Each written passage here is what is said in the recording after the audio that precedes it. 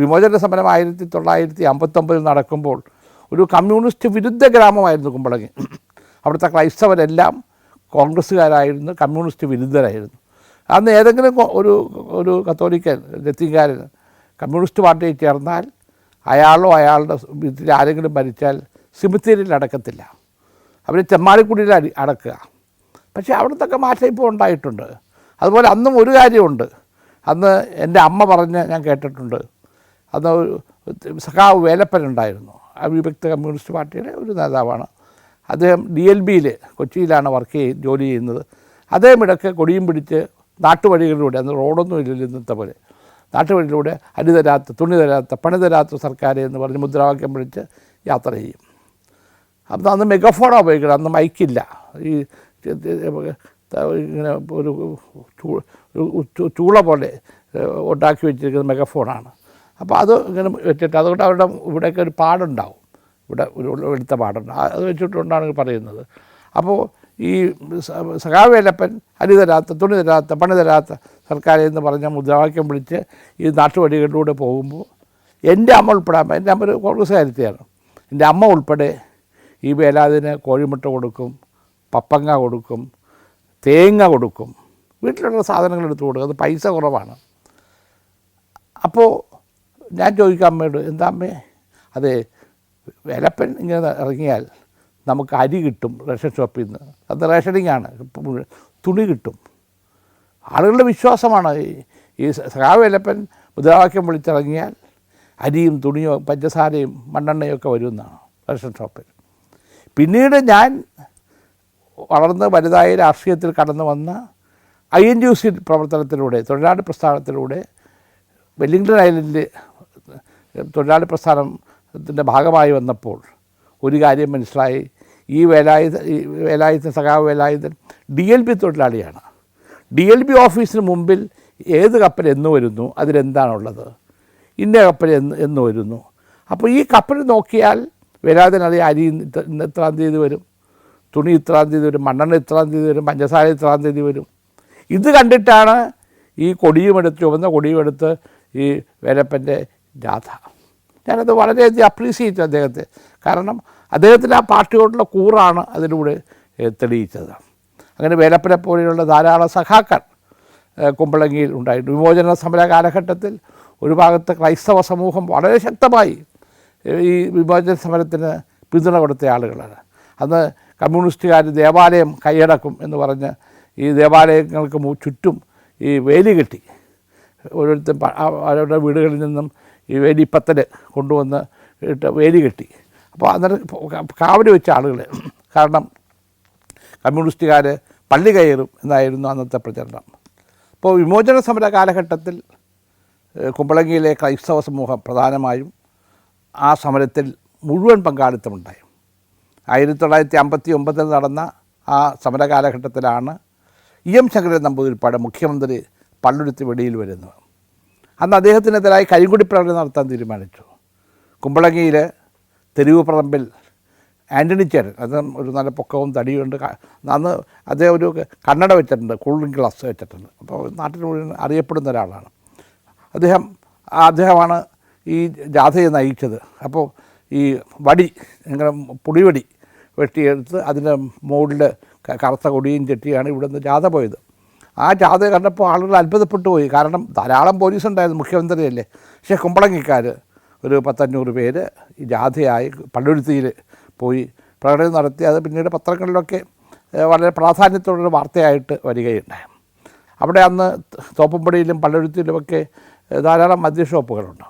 കുമ്പളങ്ങിയിൽ outlet കൊടുങ്ങുകയും അതോടൊപ്പം തന്നെ അവിടെ ചെറിയ തോതിൽ വാറ്റുണ്ട്. അപ്പം അങ്ങനെ വാറ്റുന്നത് ഏറ്റവും കൂടുതൽ ദോഷകരമായി ബാധിക്കുന്നത് മദ്യഷോപ്പ് ഉടമസ്ഥരാണ്. അവർ എക്സൈസുകാരെ സ്വാധീനിച്ചിട്ട് അത്തരം വാറ്റ് നടത്തുന്ന സ്ഥലങ്ങളിൽ റെയ്ഡ് നടത്തി പിടിക്കും. അപ്പോൾ ഒരിക്കൽ ഞാൻ കൊച്ചി വന്നപ്പോൾ എക്സൈസിലെ 1-2 ഉദ്യോഗസ്ഥന്മാർ പറഞ്ഞു, സാറേ കുമ്പളങ്ങിയിൽ ഒരു ഔട്ട്ലെറ്റ് കൊടുത്തിട്ടുണ്ട്, എന്നാലും അവിടെ വാറ്റ് നടക്കുന്നുണ്ട്.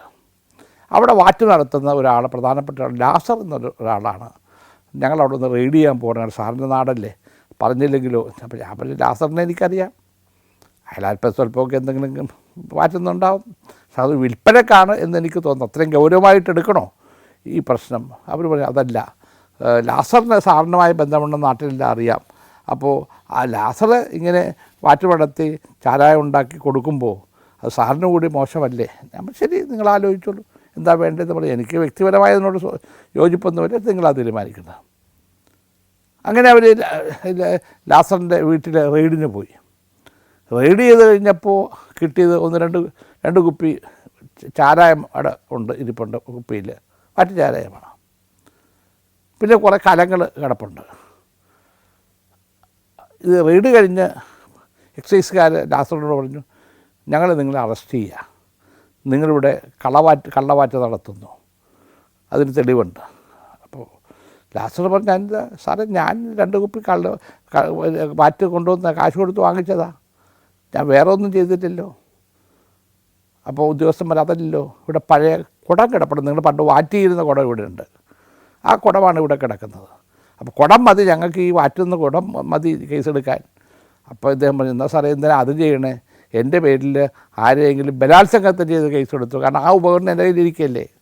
ഇങ്ങനെ വളരെ തമാശയായിട്ട് രസകരമായിട്ട് ആണ് ഈ കുമ്പളങ്ങിക്കാർ ഇത്തരം കാര്യങ്ങളെ കൈകാര്യം ചെയ്യുന്നത്. കുമ്പളങ്ങിക്കാരുടെ ജീവിത ലാളിത്യം പലരും പലപ്പോഴും എൻ്റെ മുമ്പിൽ കൊണ്ടുവരാറുണ്ട്. അടുത്ത കാലത്തൊരു ഒരു കഥ എൻ്റെ മുമ്പിൽ വന്നത്, കുമ്പളങ്ങിയിൽ ഈ കള്ളത്തോക്കുണ്ട്, നാടൻ തോക്കുകൾ, ലൈസൻസ് ഇല്ല.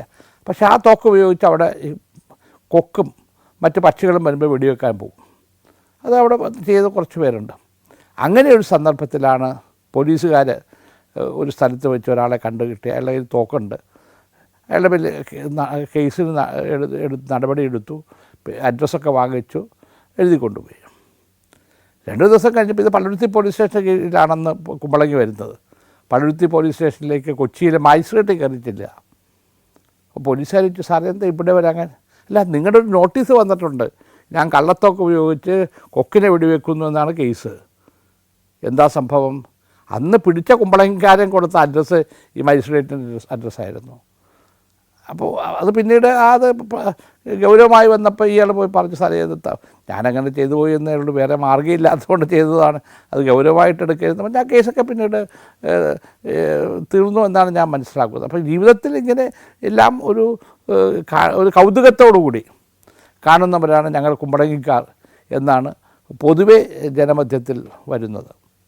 1962 ഞാൻ SSLC പരീക്ഷ എഴുതുന്നത്. സെൻറ്റ് പീറ്റേഴ്സ് സ്കൂളിൽ തന്നെ, അവിടുത്തെ അബീഡിയ ഹോളിലാണ് എഴുതുന്നത്. പരീക്ഷ കഴിഞ്ഞു. എൻ്റെ ജ്യേഷ്ഠൻ ജോസഫ് എന്നെ നേരെ കൊണ്ടുപോയത് തേവര തിരുഹൃദയ കലാലയത്തിലേക്കാണ്. ജ്യേഷ്ഠൻ 1944 ആരംഭിച്ച തിരുഹൃദയ കലാലയത്തിലെ ആദ്യ ബാച്ച് വിദ്യാർത്ഥിയാണ്. അന്ന് ജ്യേഷ്ഠൻ സുവോളജി ബോട്ടണിക്കാണ് പഠിച്ചിരുന്നത്. ആ ഒരു പരിചയം വെച്ചുകൊണ്ട് ചേട്ടനും ഞാനും കൂടി തേവര കോളേജിൽ എത്തുമ്പോൾ വലിയ സ്വീകരണമായിരുന്നു. ആ നിന്നുള്ള തേവരയല്ല, ഇന്ന് പെരുമാനൂർ ജംഗ്ഷനിൽ നിന്ന് തേവര കോളേജ് വരെ റോഡുണ്ട്, വണ്ടികൾ ഓടും, തേവരയുമായി കണക്ട് ചെയ്യുന്ന പാലമുണ്ട്. പക്ഷെ അന്നതല്ല. അന്ന് പെരുമാനൂർ ജംഗ്ഷൻ ഇറങ്ങിക്കഴിഞ്ഞാൽ നടന്ന് ചാക്കോള കോളേജ് ജംഗ്ഷൻ വഴി കിഴക്കോട്ട് പോയി അവിടെ നിന്ന് തേവര തോടിൻ്റെ മുകളിലുള്ള മരപ്പാലമാണ്.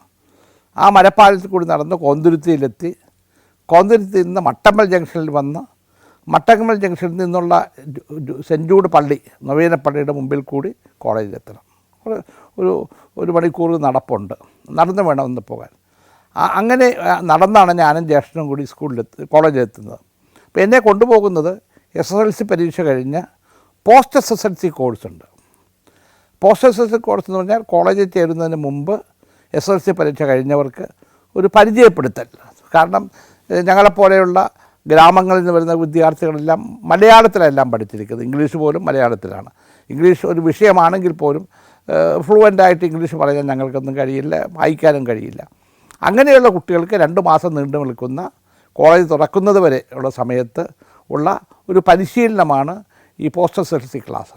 അപ്പോൾ ഞാൻ കുമ്പളങ്ങിയിൽ നിന്ന് പെരുമ്പടപ്പിൽ വന്ന്, പെരുമ്പടപ്പിൽ നിന്ന് ബസ് കയറി പെരുമാനൂർ ഇറങ്ങി നടന്ന് കോളേജിൽ ചെന്ന് അത് ക്ലാസ് 10 മണി മുതൽ 1 മണി വരെയാണ്.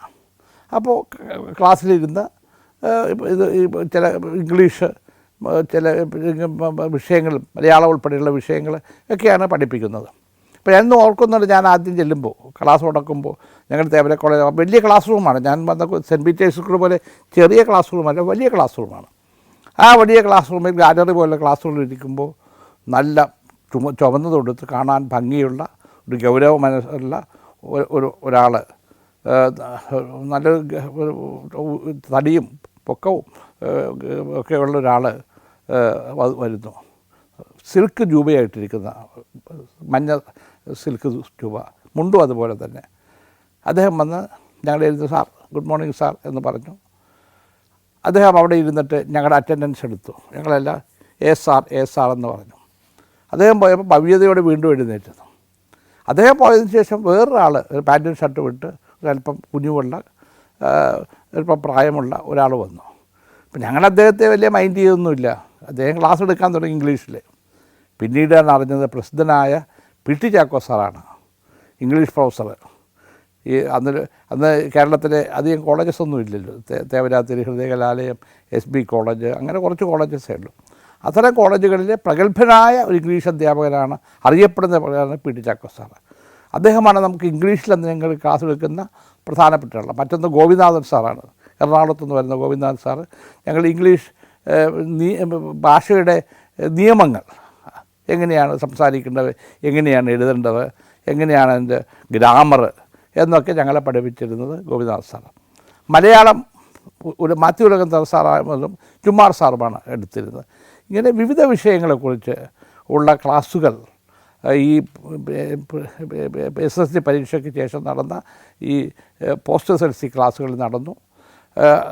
പിന്നീട് പരീക്ഷാഫലം വരുന്നത് ഏപ്രിലാണ്. ഏപ്രിൽ വരെ ഞാൻ 2 മാസക്കാലം തേവരയിൽ പോയി ഈ ക്ലാസ്സിൽ പങ്കെടുത്തു. Vietnam, France, Belgium, Netherlands, Mexico, Greece. Sancharam volume number 18. Full HD-യിലുള്ള ഈ അപൂർവ ദൃശ്യയാത്രാ വിവരണ ശേഖരം സ്വന്തമാക്കാൻ സഞ്ചാരം എന്ന് SMS ചെയ്യൂ. ഫോൺ 9995 444 222. അത് തീവോൾഡ് അച്ഛനാണ്, കോതമംഗലത്തുകാരനായ തീവോൾഡ് അച്ഛൻ. നല്ല പൊക്കവും തടിയും കണ്ടാൽ ആരും നോക്കി നിൽക്കും. തല പൊക്കിയാണ് അദ്ദേഹം വരുന്നത്. മോണസ്ട്രിയിൽ നിന്ന് അച്ഛൻ ഇറങ്ങിക്കഴിഞ്ഞാൽ നിശബ്ദമാണ് കോളേജിൽ. ഒരാൾ പോലും റോഡ് സൈഡിലോ വരാന്തയിലോ നിൽക്കില്ല. ക്ലാസ്സിൽ പിന്നെ മുട്ടുസൂചി വീണാൽ കേൾക്കാൻ പറ്റും. ആ രീതിയിൽ അച്ഛൻ വന്നു കഴിഞ്ഞാൽ എല്ലാം അങ്ങോട്ട് നോക്കി നടപ്പ് കണ്ടാൽ തന്നെ നമുക്ക് പേടി വരും. ആ തീവോൾഡ് അച്ഛൻ്റെ മുമ്പിലേക്കാണ് എന്നെ ജ്യേഷ്ഠൻ ജോസഫ് കൊണ്ടുപോയത്. അപ്പോൾ അച്ഛൻ പറഞ്ഞു, ശരിയാൾ സെക്കൻഡ് ഗ്രൂപ്പ് ചേരട്ടെ. അപ്പോൾ അന്ന് സെക്കൻഡ് ഗ്രൂപ്പ് ചേരുന്നത് മെഡിസിന് ചേരാൻ വേണ്ടിയാണ്, പഠിക്കാൻ വേണ്ടിയാണ്. അപ്പോൾ അത് ആ സെക്കൻഡ് ഗ്രൂപ്പിൽ കെമിസ്ട്രി, ഫിസിക്സ്, ബയോളജി, മാത്സ്, അതോടൊപ്പം ലാംഗ്വേജ്. നമുക്ക് ഇംഗ്ലീഷ് കമ്പൽസറിയാണ്. മലയാളമോ ഹിന്ദിയോ അല്ലെങ്കിൽ തേവര കോളേജ് സുറിയാനിക്കാരുടെ കോളേജായതുകൊണ്ട് സുറിയാനി ഭാഷയും അവിടെ പഠിപ്പിച്ചിരുന്നു. ഇതാണ് അവിടെ ലാംഗ്വേജ് ആയിട്ടുണ്ടായിരുന്നത്. കെമിസ്ട്രിയെ സംബന്ധിച്ചിടത്തോളം അന്ന് മദ്രാസ് യൂണിവേഴ്സിറ്റി കീഴിലാണ് കോളേജ്. മദ്രാസ് യൂണിവേഴ്സിറ്റിയിലെ ഏറ്റവും അറിയപ്പെടുന്ന കെമിസ്ട്രി അധ്യാപകനാണ് ഞങ്ങൾ മൊട്ട വർഗീസ് എന്ന് തമാശയായിട്ട് പറയുന്ന പ്രൊഫസർ MV വർഗീസ്. അദ്ദേഹം ഇരിങ്ങാലക്കുടക്കാരനാണ്. വർഗീസ് സാറ് അറിയപ്പെടുന്ന പ്രഗത്ഭനായൊരു കെമിസ്ട്രി അധ്യാപകനായിരുന്നു. അദ്ദേഹം ക്ലാസ്സിൽ നോട്ട് പറഞ്ഞു കൊടുക്കലില്ല. അദ്ദേഹം സ്ലിപ്പിലാണ് പഠിപ്പിക്കാനുള്ള കാര്യങ്ങൾ കൊണ്ടുവരുന്നത്. ആ സ്ലിപ്പിലേക്ക് നോക്കി സാവധാനത്തിൽ ക്ലാസ് എടുക്കും, ബോർഡിൽ എഴുതി വെക്കും. അപ്പോൾ ഞങ്ങൾ വിദ്യാർത്ഥികൾക്ക് ഞങ്ങളുടെ ബുക്കിൽ, നോട്ട്ബുക്കിൽ അത് സാവധാനത്തിൽ എഴുതിയെടുക്കാം, വളരെ സാവധാനത്തിൽ. അത് കഴിഞ്ഞ് അദ്ദേഹം ചോദ്യങ്ങൾ ചോദിക്കും. ഇന്നെടുക്കുന്ന ക്ലാസ്സിലെ ചോദ്യങ്ങൾ നാളെ വരും, പഠിച്ചിട്ട് വേണം വരാൻ. അതുപോലെ അന്ന് ഇത് അദ്ദേഹം എടുത്തത് ഓർഗാനിക് കെമിസ്ട്രിയാണ്. അതുപോലെ അന്ന് ഫിസിക്കൽ കെമിസ്ട്രി എഴുതിയിരുന്നത് ഗോപാലകൃഷ്ണൻ സാറാണ്, എഴുവിനക്കാരനാണ്. നന്നായിട്ട് ക്ലാസ് എടുക്കും. അദ്ദേഹവും സ്ട്രിക്റ്റ് ഡിസിപ്ലിനറിയാണ്. മറ്റൊന്ന് ലൂക്ക് സാറാണ്. ലൂക്ക് സാർ ഇൻഓർഗാനിക് കെമിസ്ട്രി എടുക്കുന്നത്. അദ്ദേഹം ഇതുപോലെ തന്നെ ബോർഡിലെല്ലാം എഴുതി വെക്കും, നമുക്ക് സാവധാനം എടുക്കാം. ഈ നോട്ടുണ്ടാക്കി, പഴയ കാലത്ത് നോട്ടുണ്ടാക്കി കുട്ടികൾക്ക് കൊടുക്കുന്ന സമ്പ്രദായമല്ല. പല അധ്യാപകർ അങ്ങനെയാണ്. അവർ പഠിച്ച കാലത്തെ നോട്ട്ബുക്കുമായിട്ട് വന്നിട്ട് അതിൽ നിന്ന് ക്ലാസ് എടുക്കും. ഇതല്ല, ഇവർ പഠിച്ചിട്ട് വരും, ഒരു ചെറിയ പേപ്പറിൽ ഇതെല്ലാം എഴുതി വെച്ചിരിക്കും. അധ്യാപകരെ സംബന്ധിച്ച് മറ്റൊരു പ്രത്യേകത ഞാൻ അവർ കണ്ടത്, അവർ നമ്പറല്ല വിടും. നമുക്കറിയാം എല്ലാവർക്കും ഒരു നമ്പറുണ്ട്. കോളേജിൽ ചേരുന്ന സന്ദർഭത്തിൽ കിട്ടുന്ന നമ്പർ. പേര് വിളിക്കും. എന്നെ തോമസ് എന്ന് വിളിച്ചാൽ എനിക്ക് സന്തോഷവും അതോടെ ഭയപ്പാടുമുണ്ട്, എന്നെ അറിയുന്നു അദ്ദേഹം. അപ്പോൾ ഈ ഒരു അധ്യാപകരെയാണ് പിന്നീട് ഞാൻ അധ്യാപകനായപ്പോൾ ഞാൻ മാർഗദർശനമായിട്ട് കണ്ടത് അവരെയാണ്. വിദ്യാർത്ഥികളെ അറിയുക, വിദ്യാർത്ഥികളുടെ പ്രശ്നങ്ങൾ മനസ്സിലാക്കുക, അവരെ നേരിൽ വിളിക്കുക. അതേ സമയത്ത് തന്നെ ചില കുസൃതികളൊക്കെ ഞങ്ങളൊക്കെ കാണിച്ചിട്ടുണ്ട്. ഉദാഹരണമായിട്ട് ഈ വർഗീസ് സാറ് ഞങ്ങളെയൊക്കെ ഈ പ്രാക്ടിക്കൽ സമയത്ത്, കെമിസ്ട്രി പ്രാക്ടിക്കൽ ഉണ്ടല്ലോ, ആ സമയത്ത് ഞങ്ങളിട്ട് ചാടിക്കും. ഞങ്ങളുടെ റെക്കോർഡ് ബുക്കൊക്കെ നോക്കി വലിച്ചെറിയും. ഞങ്ങൾക്ക് വലിയ വിഷമം തോന്നാറുണ്ട്, സാറെന്താ ഇങ്ങനെ നമ്മളോട് പെരുമാറുന്നത്. പക്ഷേ ആരും മിണ്ടത്തില്ല. ആ വർഗീസ് സാറിൻ്റെ മകൻ തേവര കോളേജ് വിദ്യാർത്ഥിയായപ്പോൾ ഞങ്ങൾ കുറച്ച് പേര് അധ്യാപകരായി കെമിസ്ട്രിയിൽ. അപ്പം ഞങ്ങളിതൊരു സന്ദർഭമായി കണ്ട്. വർഗീസ് സാറ് സാധാരണ ഉച്ചയ്ക്ക് 12 മണിക്ക് വീട്ടിൽ പോയാൽ തൊട്ടടുത്ത പെരുമാറിൻ്റെ അടുത്താണ് സാറ് താമസിക്കുക, ചാക്കുള കോളേജ്. ഒരു 3 മണിയാകുമ്പോൾ തിരിച്ചു വരും. അപ്പം നടക്കുന്നത് ഒരു കുടയും പിടിച്ചിട്ടാണ്, കാലം കുട ഇങ്ങനെ പിടിച്ചിട്ടാണ് അദ്ദേഹം നടക്കുന്നത്. അദ്ദേഹം നടന്നു വരുന്നത് കണ്ട് ആരും വഴി നിൽക്കില്ല, പേടിയെല്ലാവർക്കും. അപ്പോൾ സാറൊരു 3-3:30 മണിയാകുമ്പോൾ കോളേജിൽ ലാബിൽ കെമിസ്ട്രി ലാബിലേക്ക് വരുമ്പോൾ ഞങ്ങളുടെ സാറിൻ്റെ മൂത്ത മകൻ്റെ പേര് വാറുണ്ണി എന്നാണ്. ഞങ്ങൾ വിളിക്കും, വാറുണ്ണി ഇങ്ങ് വാ. എന്നിട്ട് വാറുണ്ണിയുടെ റെക്കോർഡ് ബുക്ക് എടുത്തിട്ട് എന്തെങ്കിലും കുഴപ്പമുണ്ടോ? അപ്പോൾ ഞങ്ങൾ എന്താ വാറുണ്ണി ഇങ്ങനെ, ഇത് സാറിൻ്റെ മകനല്ലേ എന്നൊക്കെ ഞങ്ങൾ പറയുമ്പോൾ സാറ് വരുന്നുണ്ടാവും. സാറ് ഉടനെ ചോദിക്കും, എന്താ നമ്മൾ വാറുണ്ണി ഇങ്ങനെ ഒന്നും ശരിയായിട്ട് വന്നിട്ടില്ല, അത് പറഞ്ഞത്. പിന്നെ സാർ അവനെ ഇട്ട് ഫയർ ചെയ്ത് ശരിപ്പെടുത്തും.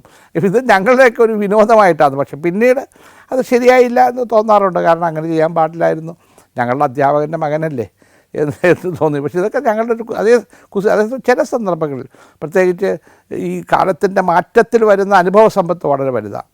1972 കഴിഞ്ഞിട്ടാണ് തേവര കോളേജിൽ പെൺകുട്ടികളെ അഡ്മിറ്റ് ചെയ്യാൻ തുടങ്ങിയത്. അതുവരെ അത് മെൻസ് കോളേജായിരുന്നു. പെൺകുട്ടികളെ കൂടി അഡ്മിറ്റ് ചെയ്ത സന്ദർഭത്തിൽ അത് ഞങ്ങൾക്കും അധ്യാപകർക്കും ഒരു ഒരു ഒരു ഒരു പ്രത്യേകമായ ഒരു ഭയപ്പാടും ഒരു പേടിയും ഒക്കെ ഉണ്ടായിരുന്നു. അതുകൊണ്ട് ക്ലാസ്സുകൾ സ്ട്രിക്റ്റായിരുന്നു. ഒരിക്കൽ ഒരു പെൺകുട്ടി അവിടെ ഉണ്ടായിരുന്നു. ആ പെൺകുട്ടി ആരെയും അനുസരിക്കില്ല, ആരെങ്കിലും ചോദിച്ചാൽ മറുചോദ്യം ചെയ്യും. ഒരിക്കൽ ആ കുട്ടിയെ ഞാൻ എഴുന്നേറ്റ് നിൽക്കാൻ പറഞ്ഞു. അപ്പോൾ ആ കുട്ടിയോട്, സാറേ ഞാൻ എഴുന്നേറ്റ് നിൽക്കാം, ബെഞ്ചിൽ എഴുന്നേറ്റ് നിൽക്കണോ ഡെസ്കിൽ എഴുന്നേറ്റ് നിൽക്കണം. പിന്നീട് ഞാൻ ആ കുട്ടിയെ വിളിപ്പിച്ചു, നിങ്ങൾക്ക് എന്ത് പറ്റി? അപ്പോഴാണ് അവരുടെ വീട്ടിലുള്ള പ്രശ്നം, അച്ഛനും അമ്മയും തമ്മിൽ വഴക്കാണ്. ഇത് കണ്ടിട്ടാണ് ഈ കുട്ടി വളരുന്നത്. പലപ്പോഴും ഞാൻ വിദ്യാർത്ഥി പ്രശ്നങ്ങൾ ഉണ്ടാകുമ്പോൾ അവരുടെ ബാക്ക്ഗ്രൗണ്ടിലേക്ക് പോകാറുണ്ട്. എന്തുകൊണ്ടാണ് ഈ കുട്ടികൾ ബഹളം ഉണ്ടാക്കുന്നത്? എന്തുകൊണ്ടാണ് പഠിക്കാതെ വരുന്നത്? എന്തുകൊണ്ടാണ് പ്രശ്നങ്ങൾ ഉണ്ടാക്കുന്നത്? അപ്പോഴാണ് പലപ്പോഴും മനസ്സിലായത് ആ വീടുകളിൽ പ്രശ്നമാണ്. അപ്പനും അമ്മയും തമ്മിലുള്ള തർക്കം കുട്ടികളെയാണ് ബാധിക്കുന്നത്. പിന്നീടുള്ള എൻ്റെ ജീവിത കാലഘട്ടത്തിലെല്ലാം ഒരു അധ്യാപകൻ എന്ന നിലയിൽ ഞാൻ കുട്ടികളുടെ ഈ ബാക്ക്ഗ്രൗണ്ട് നോക്കാറുണ്ട്. ഞാനും നേരത്തെ സൂചിപ്പിച്ചതുപോലെ പിന്നെ വർഗീസ് സാറിനെ പോലെയും ഗോപാലകൃഷ്ണൻ സാറിനെ പോലെ ലുക്ക് സാറിനെ പോലെയും സാവധാനത്തിലെ ക്ലാസ് എടുക്കൂ, നിർത്തിയേ പറയൂ, ഞാൻ തന്നെ പഠിച്ചിട്ടേ പോകൂ. അപ്പോൾ അതുകൊണ്ട് എൻ്റെ ക്ലാസ്സിനെക്കുറിച്ച് പലർക്കും വലിയ ഇഷ്ടമായിരുന്നു. അതിൽ ഏറ്റവും വലിയ ഉദാഹരണം, ഞാൻ 84 മുതൽ 96 വരെ MP ആയി. 96 തിരഞ്ഞെടുപ്പിൽ ഞാൻ തോറ്റു. അതിന് കാരണം ഫ്രഞ്ച് ചാരക്കേസ്, എനിക്ക് രണ്ട് ഫ്രഞ്ച് ചാരക്കേസ് വന്നിരുന്നു. ആ ഫ്രഞ്ച് ചാരക്കേസിൻ്റെ പശ്ചാത്തലത്തിലാണ് ഞാൻ തോറ്റത്. ഞാൻ വീണ്ടും കോളേജിലേക്ക് പോവുക. ഞാൻ ഭയപ്പെട്ടാൽ പോയി കോളേജിൽ, കാരണം എനിക്ക് പറ്റുമോ രണ്ടാമത്. പക്ഷേ എൻ്റെ ഒരു സഹപ്രവർത്തകൻ തോമസ് എടുക്കുക ക്ലാസ്, ധൈര്യത്തോടെ എടുക്കുക. ഞാൻ പോയി ക്ലാസ് എടുത്തു. 2 ക്ലാസ് കഴിഞ്ഞപ്പോൾ എനിക്ക് മനസ്സിലായി എനിക്ക് നന്നായിട്ട് ഇത് കൊണ്ടു നടക്കാൻ പറ്റുമെന്ന്. പിന്നീട് ഞാൻ എൻ്റെ അത് ഡിപ്പാർട്ട്മെൻറ്റായി, കെമിസ്ട്രി ഡിപ്പാർട്ട്മെൻറ്റിൽ ഞാൻ എൻ്റെ എല്ലാ സഹപ്രവർത്തകരെയും കൂട്ടിയായി യോജിപ്പിച്ചാണ് പോയിട്ടുള്ളത്. വർഗീസ് സാറിൻ്റെ കാലഘട്ടത്തിലൊക്കെ ഭയപ്പാടാണ്. അന്ന് ഞങ്ങൾക്ക് എല്ലാവർക്കും ഇരിക്കാൻ പോലും പറ്റില്ല, കാരണം എല്ലാവർക്കും ഇരിക്കുന്ന കസേരയില്ല. അപ്പോൾ സാറ് പറയുന്നത് എല്ലാവരും ഇരിക്കണ്ട, നിങ്ങൾ ഈ ലാബിലൊക്കെ ഒന്ന് ചുറ്റി നടന്ന് കുട്ടികളെന്താ ചെയ്യുന്നു നോക്ക്. അതായിരുന്നു വർഗീസ് സാറിൻ്റെയും ഗോപാലകൃഷ്ണൻ സാറിൻ്റെയും സമീപനം. പക്ഷേ ഞങ്ങളൊക്കെ വന്നതിന് ശേഷം ഞാൻ പറഞ്ഞു, അധ്യാപകർക്ക് ഇരിക്കാൻ സീറ്റ് വേണം, അവരുടെ ജോലി ചെയ്യട്ടെ, പക്ഷേ അവർക്ക് മാന്യമായ ഒരു ഇരിപ്പിടം കൊടുക്കണം എന്ന സമീപനം എടുത്ത ഞങ്ങളെപ്പോലുള്ള ആളുകളാണ്. പക്ഷേ വർഗീസ് സാറൊക്കെ അധികായന്മാരായിരുന്നു. ഇതൊക്കെ അവരൊക്കെ ജീവിത രീതികളൊക്കെ ഞങ്ങൾക്ക് പിന്നീട് മാർഗദർശനമായി മാറിയിട്ടുണ്ട്. അങ്ങനെ തേവര കോളേജിൽ വന്നത് എൻ്റെ ജീവിതത്തിൽ മാറ്റം ഉണ്ടാക്കിയിട്ടുണ്ട്. ഞാൻ ആദ്യം സൂചിപ്പിച്ചതുപോലെ പോസ്റ്റേഴ്സ് കോഴ്സിന് വന്നപ്പോഴാണ് പെരുമാൻ ജംഗ്ഷനിലെ ഒരു ഇന്ത്യൻ കോഫി ഹൗസ് ഉണ്ട്. ആ കോഫി ഹൗസിൽ പോയിട്ടാണ് ഞാൻ ആദ്യം ഒരു കാപ്പി കുടിക്കുന്നത്. എനിക്ക് വളരെ ഇഷ്ടപ്പെട്ട ആ കാപ്പി. അതുപോലെ ദോശ, മസാല ദോശ, നെയ് റോസ്റ്റ്, ഇതൊക്കെ ഞാൻ ആദ്യമായി കാണുന്നതും കഴിക്കുന്നതും ഈ തേവര പോസ്റ്റൽ സർവീസിലേക്ക് പഠിക്കാൻ വേണ്ടി പെരുമാറി ജംഗ്ഷനിൽ ഇറങ്ങുമ്പോൾ അവിടെയുള്ള ഇന്ത്യൻ കോഫി ഹൗസിൽ പോയിട്ടാണ് ഞാൻ ഈ ഭക്ഷണം ആദ്യമായിട്ട്. ഞാൻ കുമ്പളങ്ങി ഞങ്ങളുടെ കഞ്ഞിയാണ്, രാവിലെ കഞ്ഞി, ഉച്ചയ്ക്ക് ചോറ്, വൈകുന്നേരം കഞ്ഞി, വിശേഷാവസരങ്ങളിൽ മാത്രം ചിലപ്പോൾ ഒരു പിടി തരും. അപ്പോൾ അതിൽ നിന്ന് മാറ്റം വന്നുകൊണ്ട് തേവര കോളേജിൽ ചെല്ലുമ്പോഴാണ് ഞാനൊരു പുതിയ ലോകം കാണുന്നത്. അതിലെൻ്റെ ഏറ്റവും മാറ്റമുണ്ടാക്കിയത് ഇന്ത്യൻ കോഫി ഹൗസാണ്. ഞാൻ ബിരിയാണി കഴിക്കുന്ന ഇന്ത്യൻ കോഫി ഹൗസ് ഇതാണ്. അവിടെ ചിക്കൻ ബിരിയാണിയുണ്ട്, മട്ടൺ ബിരിയാണിയുണ്ട്, മുട്ട ബിരിയാണിയുണ്ട്. അപ്പോൾ ഇതൊക്കെ കഴിക്കുമ്പോഴാണ് ഞാൻ ഇങ്ങനെ ഒരു ഭക്ഷണ സാധനങ്ങളെക്കുറിച്ച് മനസ്സിലാക്കുന്നത്. അത് കഴിഞ്ഞ് ഞാൻ തേവരക്കുള്ള വിദ്യാർത്ഥിയായി ജോസ് പ്രദേശിലും മേനകയിലുമൊക്കെ ഞങ്ങൾ പോകാറുണ്ട്. അന്ന് തേവര കോളേജിൽ നിന്നുള്ള റോഡ് ഇന്നത്തെ ഷിപ്പ് യാർഡിൻ്റെ നടുക്കുകൂടിയാണ് റോഡ് മേനകയിലേക്ക് പോകുന്നത്. അപ്പോൾ നടന്നു പോയാൽ മതി. അപ്പോൾ മേനകയിൽ ചെന്ന് ഞാൻ ആദ്യമായിട്ട് ഒരു കുപ്പി ബിയർ കുടിക്കുന്നത് തേവര കോളേജിൽ വിദ്യാർത്ഥിയായി ചേർന്നതിന് ശേഷം മേനകയുടെ തൊട്ടടുത്തൊരു കടയുണ്ട്. അവിടെ നിന്ന് ഒരു കുപ്പി ബിയർ വാങ്ങി. ഞാനും ബിയർ കഴിച്ചിട്ടില്ല, എനിക്കറിയില്ല. ഞാനും എൻ്റെ ഒരു സുഹൃത്തും കൂടി ബിയർ കുടിച്ച് അവിടെ നല്ല കാറ്റാണ് ഈ മേനകയിൽ. അത് ഇന്നത്തെ മേനകയല്ല, അത് പിന്നെ മുഴുവൻ നികത്തിയിട്ടൊന്നുമില്ല. ഒരു ബണ്ട് അവിടെ കെട്ടിയിട്ടുണ്ട്, കല്ല് ബണ്ട്. അപ്പോൾ അതിലിരുന്ന് ഇത് കുടിച്ച് ഞങ്ങൾ അവിടെ കിടന്ന് ഞങ്ങൾ ഉറങ്ങുകയാണ് ചെയ്തത്. അപ്പോൾ അന്ന് അവിടെ വെച്ചാണ് പൊറോട്ട കഴിച്ചത്. പൊറോട്ടയും മട്ടണും പൊറോട്ടയും ചിക്കനും ഒക്കെ അക്കാലത്താണ് പുതിയ ഒരു ഭക്ഷണ രീതി പോലും ഒരു മാറ്റമുണ്ട്. എൻ്റെ നാട്ടിലെ സംബന്ധിച്ചിടത്തോളം ഞങ്ങൾക്ക് അപ്പം കിട്ടും. അത് അന്നത്തെ കാലത്ത് അമ്മ അപ്പം ഉണ്ടാകും, പിന്നെ പുട്ട് തരും. ഞാൻ പിന്നെ ഇഡ്ഡലി കഴിക്കുന്നതും തേവര കോളേജ് വന്നതിന് ശേഷം. ഇഡ്ഡലി എറണാകുളത്തെ പല ഇന്ത്യൻ കോഫി ഹൗസ്, BTH പ്രസിദ്ധമായ BTH പോയിട്ട് വല്ലപ്പോഴും ഒരു ഇഡ്ഡലിയോ ചായ കുടിക്കുക, ഇന്ന് കാപ്പിയോ കുടിക്കുക. ഇന്നും ഞാനത് ചെയ്യാറുണ്ട്. എനിക്ക് സൗകര്യം കിട്ടുമ്പോൾ ഞാൻ BTH പോയിരുന്ന് ഒരു ചായ, ഒരു കാപ്പി കുടിക്കും. അപ്പോൾ ആ ഭക്ഷണ രീതിയിലുണ്ടായൊരു മാറ്റം, കുമ്പളങ്ങി ഗ്രാമത്തിൽ നിന്ന് കഞ്ഞി കുടിച്ച് വളർന്ന കുമ്പളങ്ങി ഗ്രാമത്തിൽ നിന്നും ദോശയും ചട്നിയും പൊറോട്ടയും മട്ടണും ബിരിയാണിയും ഒക്കെ ഉള്ളൊരു ഭക്ഷണ രീതിയിലേക്ക് മാറാൻ കഴിഞ്ഞത് ഈ നഗരത്തിലേക്ക് വന്ന് തേവര കോളേജിൽ വിദ്യാർത്ഥിയായി പഠനം ആരംഭിച്ചതിന് ശേഷം. അദ്ദേഹത്തിൻ്റെ നേതൃത്വത്തിൽ ഞങ്ങളൊരു ജാഥ നടത്തി പെരുമ്പടപ്പിലിറങ്ങി അവിടെ നിന്ന് ഇടക്കൊച്ചിയിലേക്ക് പോയി ജാഥയായിട്ട് മുദ്രാവാക്യം വിളിച്ച് ഒരെണ്ണ സമരത്തിൻ്റെ ഭാഗമായിട്ട്. അങ്ങനെ ഞങ്ങൾ അവിടെ പഷ്ണിത്തോട് പാലത്തിനടുത്ത് ചെല്ലുമ്പോഴാണ് 2 KSRTC വണ്ടികൾ വരുന്നത്. ഞങ്ങൾ അവിടെ കിടന്ന് കല്ലെടുത്തെറിഞ്ഞു. അപ്പോഴാണ് മനസ്സിലാകുന്നത് MSPക്കാരാണ്, മദ്രാസ് സ്പെഷ്യൽ പോലീസ്. അവരെക്കുറിച്ച് അവർ ക്രൂരന്മാരാണ് എന്ന് എല്ലാവർക്കും അറിയാം, നൊട്ടോറിയസാണ് അവരെല്ലാം. അവർ ചാടി ഇറങ്ങി